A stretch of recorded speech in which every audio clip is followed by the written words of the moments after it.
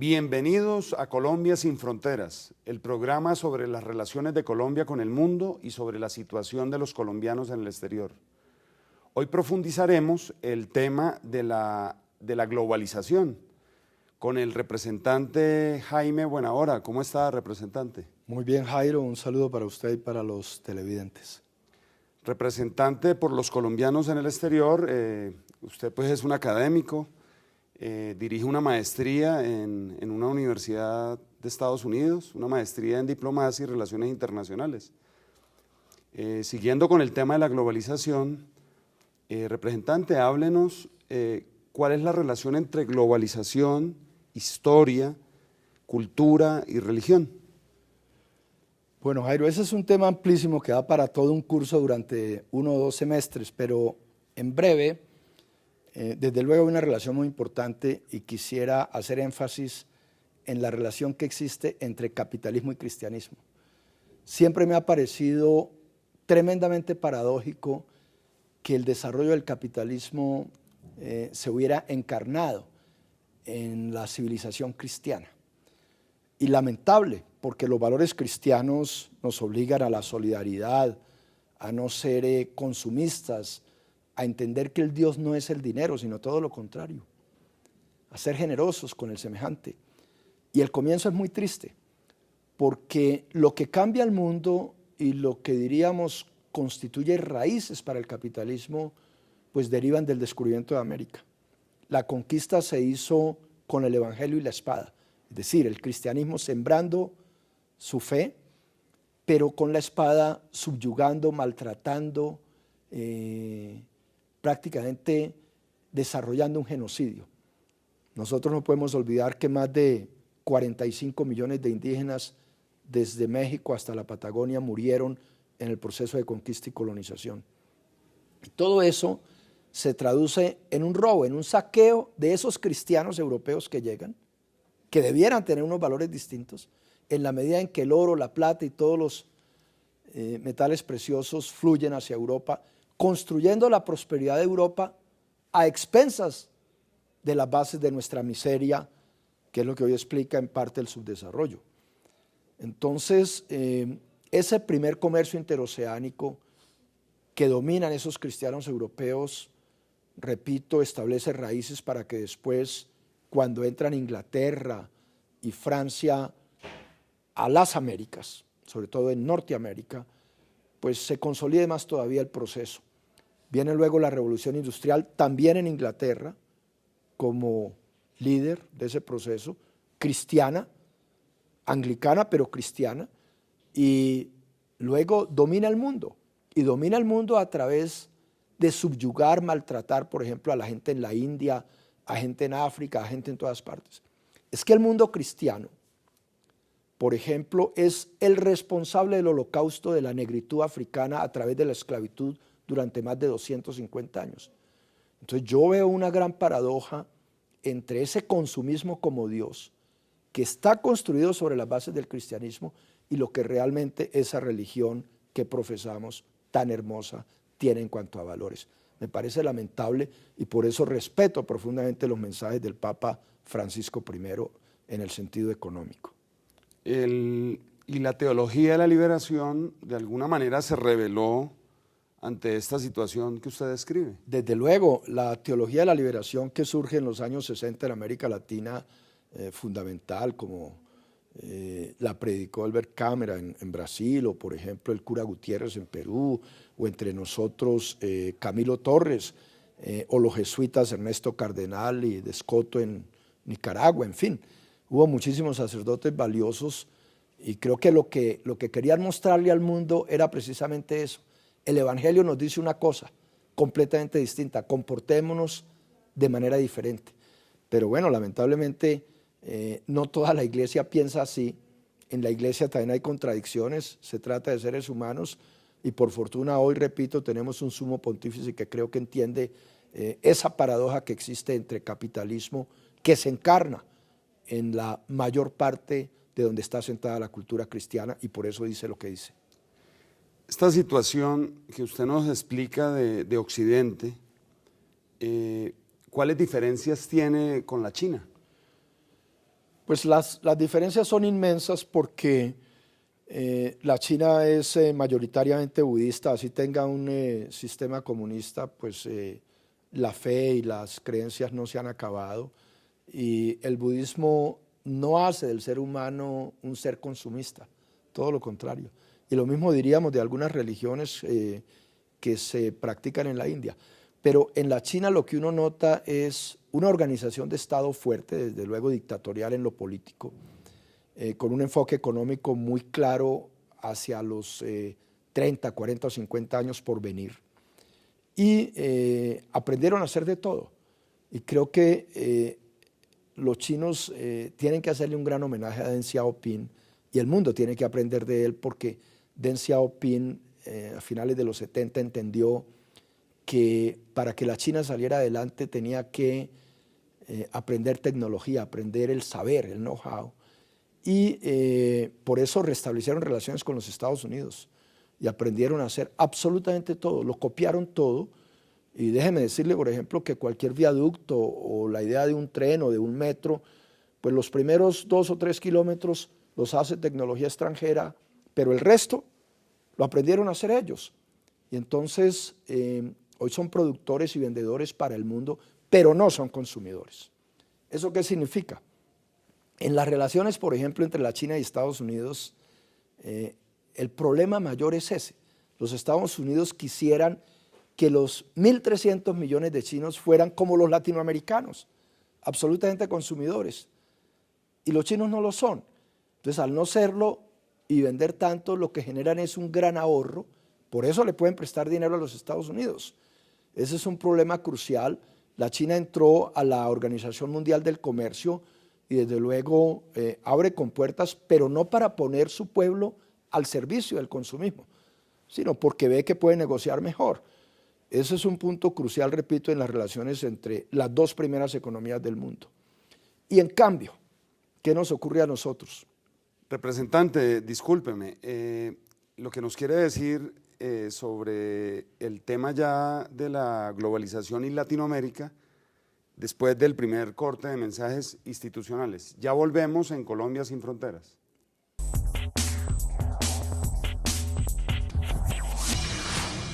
Gracias al programa de restitución de tierras, los colombianos están recuperando sus tierras.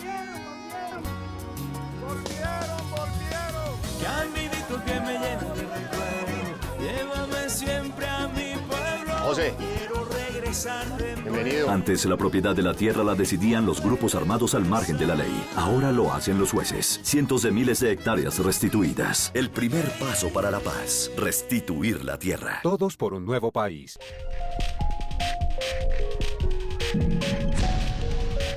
Papá, ¿para qué sirve la Armada Nacional? Para proteger nuestra economía. Colombia tiene el privilegio de ser el único país en Sudamérica con 2 mares, el Pacífico y el Caribe, por donde entra y sale el 96% del comercio del país, por donde se importan y exportan productos que usamos cotidianamente, como tu computador, los teléfonos celulares, tus juguetes, los carros y muchos productos más. Y nosotros, como Armada Nacional, los resguardamos y protegemos con firmeza y dedicación todo el año. En la Armada Nacional estamos comprometidos con la protección de nuestra economía. Armada Nacional. Protegemos el azul de la bandera. Todos por un nuevo país. Paz, equidad, educación.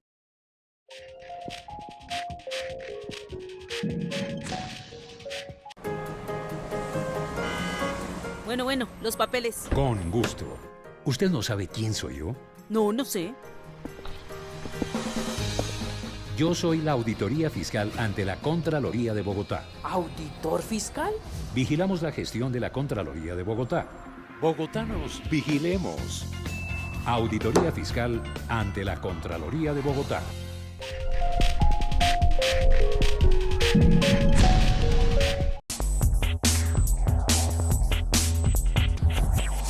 Estamos de regreso en Colombia sin fronteras con el representante por los colombianos en el exterior, Jaime Buenahora.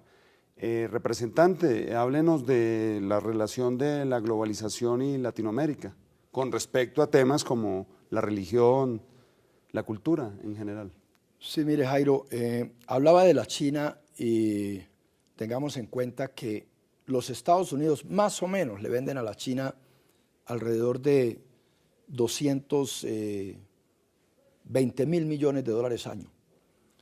Y en cambio a nosotros como latinoamericanos nos venden muchísimo más, como 280.000 millones. Siendo los chinos 1.300 millones y nosotros apenas 580 millones de México a Argentina. ¿Y por qué pasa eso? Pues porque nosotros somos consumistas y nosotros somos derivado de ese cristianismo capitalismo que explicaba, en la medida en que tenemos una mentalidad o una cultura de tener y tener. No ahorramos, todo es añoranza para tener más y más y más. Y en esa relación, por ejemplo, con los Estados Unidos, nosotros somos un mercado atractivo, 580 millones de seres que compramos. Pongo un ejemplo, la mujer que más consume cosméticos en el planeta es la mujer latinoamericana. Y así podría poner muchísimos otros ejemplos. Entonces, mientras nosotros somos un mercado atractivo para los Estados Unidos y se nos vende todo, en cambio, ¿qué vendemos? Seguimos siendo absolutamente dependientes porque dependemos de nuestras exportaciones de materias primas, es decir, de hidrocarburos, de minerales, etcétera, etcétera. Y basta analizar la economía de cualquier país para entender que es muy poco lo que somos capaces de hacer y en cambio por lo mismo nos toca comprar todo. El mejor periodo en la historia económica de América Latina fue después de la Gran Recesión, entre 1930 hasta que terminó la Segunda Guerra Mundial, porque todos nuestros países trataron de cambiar el modelo económico para girar hacia la sustitución de importaciones. Lo hizo Brasil, lo hizo México, lo hizo Colombia. Y sin embargo, después de la guerra, el Fondo Monetario y los intereses del gran capitalismo internacional nos torcieron el pescuezo a todos. Y pasemos ahora a la relación entre globalización, religión, cultura, pero en el caso de la India. Pues, queridos televidentes, este es un caso interesantísimo. La India tiene una particularidad en materia de fe que no tiene ningún otro pueblo en la historia de la humanidad, y es que es, en lugar de ser evolucionista, es involucionista, porque el hinduismo es mucho primero, por ejemplo, que el budismo o que el cristianismo o que el islam. Y lo que uno nota en otras zonas del planeta es que la religión que llega de última termina a veces imponiéndose. Y sobre todo si partimos del politeísmo hacia el monoteísmo. El primer grado de monoteísmo se da en Persia con Zoroastro. Los judíos también aportan mucho al monoteísmo. Y la religión cristiana es eso, es monoteísta con la duda de las tres personas distintas, ¿no? Pero por lo demás somos monoteístas. La India, en cambio, se quedó en el hinduismo. Si bien hay una población, 30%, que es musulmana, en su gran mayoría es hinduista. ¿Y eso qué significa social y políticamente y económicamente? Eso significa el sistema de castas, la reencarnación, cantidad de creencias según las cuales pues usted entiende que no puede cambiar nada y resulta siendo absolutamente conformista. En la India hay una élite de 30 millones que domina una población de 1.000 millones y la subyuga porque la mentalidad religiosa y social hace que las categorías sociales sean absolutamente inmodificables. Entonces, cuando uno oye el cuento de la India como potencia emergente, pues si uno entiende su historia, termina riéndose, porque no hay ninguna posibilidad de cohesión social verdadera en la medida en que las castas lo impiden. No lo pudo hacer Nehru. Gandhi hablaba siempre de los hijos de Dios, refiriéndose a los más marginados, y Nehru, que fue extraordinario, trató a través de la Constitución y de cantidad de políticas públicas cambiar esa mentalidad y no se pudo. Es férreamente religiosa en virtud de las castas y eso es un producto del hinduismo. Y desde luego, a pesar de estar abierta al capitalismo y siendo un país muy subyugado por las políticas del Fondo Monetario, pues es un país que no significa ningún riesgo para el capitalismo internacional porque allí, en principio, hay un mercado dócil en la medida en que aunque no tengan mayor valor económico, pues lo poquito que tienen, pues lo consumen, pero en el sentido de castas y de toda esa carencia de cohesión social.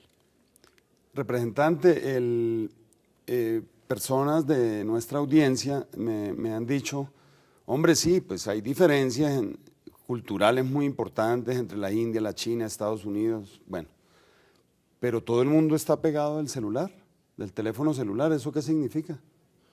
Bueno, yo diría que es una herramienta útil propia de la modernidad y que tiene sus inmensas bondades, como la tiene cualquier avance, pero la ley de la compensación existe, o sea, quien inventó la dinamita, por ejemplo, Alfred Nobel, se dio cuenta también de los perjuicios que podría causar.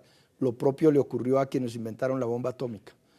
Y así ocurre siempre. Entonces, el celular es un producto útil para muchas cosas, pero también genera una dependencia casi que enfermiza y que transforma la psicología del individuo.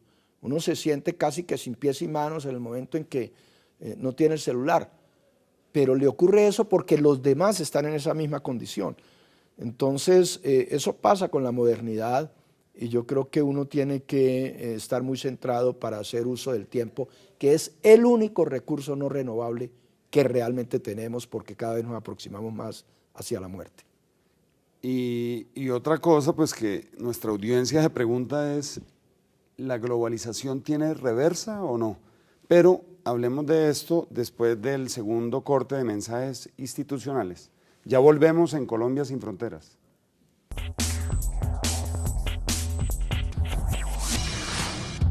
Sígala por ahí con 1000 pesitos, hermosa y bella dama, pero es por 2000. Aprovecha la promoción.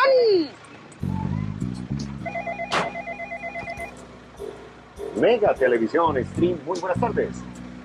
Claro que sí, tenemos un paquete de 20 canales que lo llevarán directo al Mundial. Otro paquete de 125 canales perfectos para la diversión de su familia. No apoye el delito, no compre televisión pirata. Nadie le asegura el servicio, la calidad ni el respaldo de la televisión legal. Si tiene dudas sobre su operador de televisión, consulte en www.antv.gov.co.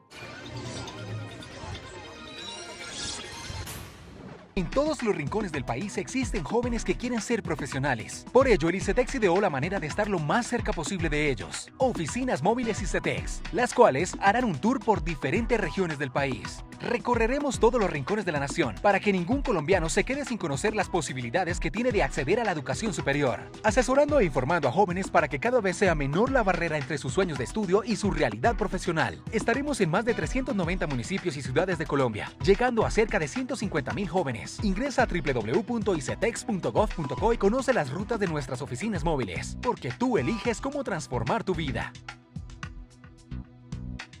Todos por un nuevo país. Paz, equidad, educación.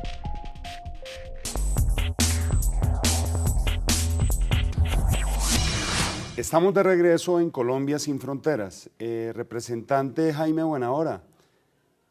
Y terminamos el ciclo pues por el mundo de las relaciones entre globalización, economía, cultura y religión en el caso de África.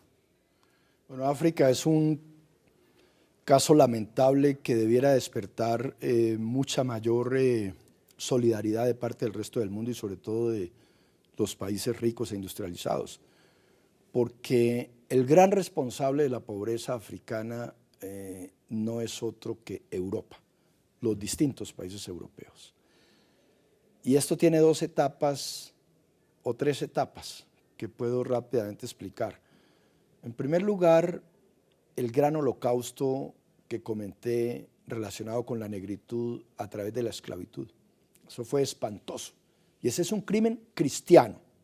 Ese no es un crimen musulmán, ni budista, ni hinduista, es cristiano fundamentalmente. Tanto más cuanto que uno recuerda el asiento de la esclavitud como gran control del negocio por parte de los británicos después de la Guerra de Secesión en España en 1703. Y de ese comercio participaron todos, los portugueses que lo iniciaron, pero españoles, belgas, británicos, franceses, holandeses. Y ese proceso duró 200 años. Pero después las cosas fueron peores. En el siglo XIX cuando se da la unidad italiana, el Estado-Nación italiano, y se da el Estado-Nación alemán, se incrementa otra vez la idea de que para tener estatus como Estado es importante tener colonias. Y todo el mundo le echa mano a África. Y los ingleses tienen casi que medio continente africano y los franceses también. Los belgas, los alemanes manejaron Camerún, Togo, Namibia, que llegaron tardíamente. Los italianos, Mussolini quiso coger el norte de Italia, la zona del Cuerno africano, etc. Y África es subdesarrollada por eso. Y no es que los africanos se hubieran entregado, los africanos lucharon con sus armas, pero obviamente había una gran diferencia armamentista y terminaron vencidos, explotados, subyugados. Y la tercera etapa es después de la Segunda Guerra Mundial, en la medida en que mal hacían los europeos en predicar, por ejemplo, la autodeterminación de sus propios pueblos frente a Hitler, pero luego de salir avantes de la guerra, negar esa autodeterminación a los pueblos africanos. Sin embargo, la independencia de cualquiera de esos países fue con sangre y fuego. Y se gesta, a pesar de la independencia, un movimiento de neocolonialismo.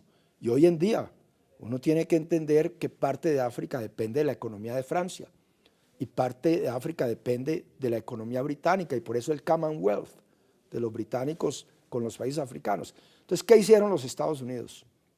Los Estados Unidos, que fueron aliados en la guerra, en la segunda, les decían a estos europeos, bueno, no hay que proceder a la independencia de estos pueblos, pero no porque fueran benévolos los Estados Unidos, sino porque querían acabar esas zonas exclusivas económicas de dominio francés o belga o británico, para ellos también entrar a comercio, entrar con sus capitales a dominar minerales, etcétera, etcétera. Entonces, ¿cuál es el resultado? Pues unos países pobres, 44 países en bancarrota, una deuda externa brutal en cualquiera de ellos, líos de etnias internamente, todo producto del colonialismo.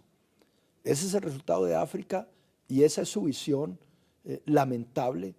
Es la radiografía que uno puede hacer en el mundo internacional capitalista en que estamos hoy en día. Ojalá pues las cosas cambiaran. Representante, ¿usted considera que la globalización, el consumismo, el capitalismo salvaje tienen reversa o no? Yo diría que el proceso no es nada fácil porque vivimos en un mundo hegemónico en donde la mayor potencia hoy en día pues, es los Estados Unidos como nación, una nación inmensa con una riqueza maravillosa en todo sentido. La innovación tecnológica del mundo, por ejemplo, la concentra en un 57% Estados Unidos. Tiene un equilibrio en natalidad perfecto. El presupuesto militar de los Estados Unidos es 5 veces superior al presupuesto militar de todos los países europeos juntos, incluido Rusia. Entonces eso muestra que esa hegemonía es para largo tiempo, a pesar de las contradicciones entre demócratas y republicanos en los Estados Unidos. Y su relación con el mundo no cambia, porque la visión es la de imponer su estilo de vida a través del capitalismo, etcétera, y nunca se ve la otra cara. Es que si yo soy rico hay un pobre, y eso es lo que pasa en el mundo. Entonces es muy difícil, pero hay alternativas, y dentro de esas alternativas primero es ¿qué es el ser humano? Es a través de la educación. Es que uno no puede definirse a través del tener, sino del ser. ¿Qué es uno? ¿Y para dónde va? Entonces hay mucha gente que puede vivir sin ser consumista y vive de pronto con mucha más felicidad. Y desde luego esto implica políticas de Estado. Pero los estados en el tercer mundo son muy dependientes. No es fácil romper ese ciclo. Y bueno, si las cosas continúan, habrá una crisis mundial espeluznante dentro de 20, 30, 40 años, qué sé yo, pero el mundo no puede seguir orientado teniendo como rey el capitalismo. Yo creo que la manera es utilizar herramientas estatales de intervencionismo según las áreas para que las brechas no sean tan grandes y sobre todo construir una cultura de no consumo para que cada cual entienda que puede vivir con lo que merece primero y segundo con lo que apenas necesita. Para evitar el colapso de la humanidad, ¿también es necesario el control de la natalidad? Desde luego, todo tiene transversales, así como el manejo del medio ambiente, que señalaba antes sobre la ilimitada explotación que tiene el planeta. La natalidad es un fenómeno, pero uno no puede, sería absolutamente tonto culpabilizar a los países tercermundistas de una explosión demográfica. No, la explosión demográfica, al contrario, sirve al mundo industrializado. Hay que buscar un equilibrio en natalidad, pero mejor dicho, la real causa es que quienes somos pobres no controlamos nuestros recursos como debiera ser. Piensen nomás en Colombia. Es que nosotros perdimos el Cerrejón, Cerro Matoso, el oro, en fin, cantidad de minerales nuestros son dominados por transnacionales. Y eso, cuando uno mira, por ejemplo, el petróleo en Nigeria, pues dice, bueno, ¿qué le queda a los nigerianos? Solo les han sembrado corrupción, dádivas, pero todo está controlado por la Dutch Shell. Y lo mismo pasa en cualquier otro país. De manera que el problema es muy complejo, pero creo que mezclando políticas de Estado, el sentido de freno que debe tener el consumismo y un poco de fe y de espiritualidad, yo creo que el mundo podría variar. Si no, tendremos cada vez mucho más problemas y habrá una debacle porque habrá mucha hambre en el planeta. Representante, antes de que se nos acabe el agua, pues brindemos por... Bueno, por una mejor suerte para los 7.000 millones de semejantes que tenemos en el mundo y sobre todo que reflexionemos alrededor no solo de 4.000 años de historia, que es lo que uno conoce cuando piensa en todo esto, es decir, partiendo del Tigris y el Éufrates y el Nilo, sino mucho antes. Es que el hombre tiene 500.000 años, el Homo sapiens, sobre el planeta, y la historia que apenas estudiamos es de 4.000 años. Entonces pensemos en cómo le tocó a todos aquellos, inclusive antes del Neolítico, es decir, cuando no existía la agricultura. Vivían sin nada y de pronto vivían felices. Hay mucho para reflexionar sobre este tema y, bueno, ojalá en Colombia podamos construir una política pública de sensatez para que no seamos esclavos del dinero y del consumo. ¿Qué le critica usted al celular, representante? Pues la dependencia que genera, que termina violando psicológicamente a la persona. Me parece que si bien tiene bondades en el sentido de que acerca, de que el tiempo lo hace más rápido, en fin, creo que debiera tener límites, que uno no puede ser un esclavo y un dependiente de un aparatico de esos. Y le quiero poner un ejemplo. Hace unos 3 o 4 años tuve la oportunidad de festejar el año chino con unos amigos en Estados Unidos y éramos 4 parejas en una mesa, adultos todos, departiendo y conversando de manera muy alegre. En la mesa del lado teníamos a nuestros hijos, todos adolescentes o muchachos menores, y había cerca de 12 y cada uno de ellos estaba con su celular y no había manera de que interactuaran o conversaran. Esa es la realidad en la comparación de 2 generaciones y para allá vamos porque el celular y las redes y todo eso aíslan y hacen que en lugar de socializar la persona cada vez se centre en sí misma y se aparte de sus semejantes. Representante, muchas gracias por esta clase trascendental y sin ningún costo. Bueno, pues a usted y a los televidentes por su paciencia, muchas gracias. Muchas gracias a nuestra querida audiencia. Hagamos un mundo mejor y una Colombia sin fronteras. Hasta la próxima.